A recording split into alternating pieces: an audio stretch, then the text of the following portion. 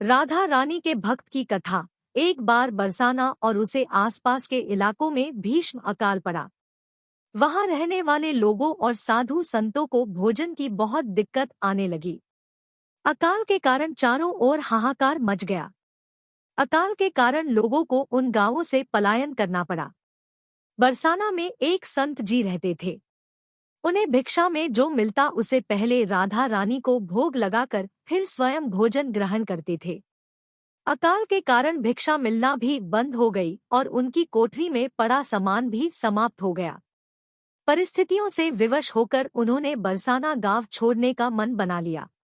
नेत्रों से अश्रु बहाते हुए और राधा रानी से क्षमा की याचना कर कहने लगे कि श्री जी मुझे क्षमा करना, मुझे परिस्थितियों के वश यह गांव छोड़कर जाना पड़ रहा है। उनकी करुण पुकार सुनकर एक सुंदर सी ब्रज कन्या वहां आई और पूछने लगी कि बाबा कहाँ जा रहे हो। संत ने उदास स्वर में कहा कि यहाँ पर अकाल के कारण भिक्षा नहीं प्राप्त हो रही, इसलिए इस पेट की भूख शांत करने के लिए यहाँ से पलायन करने का मन बना लिया है। ब्रज कन्या कहने लगी कि बाबा आप मेरे घर भिक्षा लेने आना, मेरी मैया हर रोज भिक्षा देने के लिए भोजन निकालती है। संत कहने लगे कि पुत्री मैं नहीं जानता कि तुम्हारा घर कहाँ है। ब्रज कन्या बोली कि बाबा मैं वैद्य श्रीधर की पुत्री राधा हूँ। आप वहां जाकर कहना कि जो आले में भोजन पड़ा है वह मुझे भिक्षा में दे दो। संत जी ब्रज कन्या के बताए पत्ते पर वैद्य जी के घर पहुंचकर भिक्षा के लिए आवाज लगाई। वैद्य जी बाहर आए और कहने लगे कि बाबा आज तो हमने भिक्षा नहीं निकाली। संत ने उन्हें बताया कि मुझे आपकी पुत्री राधा ने भेजा है।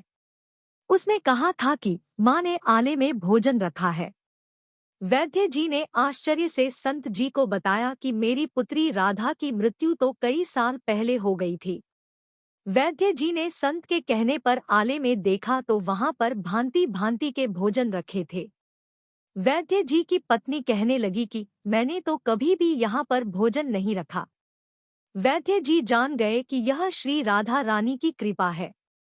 वैद्य जी ने बड़े चाव और प्रेम से संत जी को भोजन करवाया। वैद्य जी कहने लगे कि बाबा आप प्रतिदिन यहाँ से भोजन ले जाना। राधा रानी की कृपा से संत जी के प्रतिदिन के खाने का इंतजाम हो गया। तभी तो कहते हैं कि बड़ी करुणामयी है राधा रानी, वह अपने भक्तों संतों का सदैव ख्याल रखती है।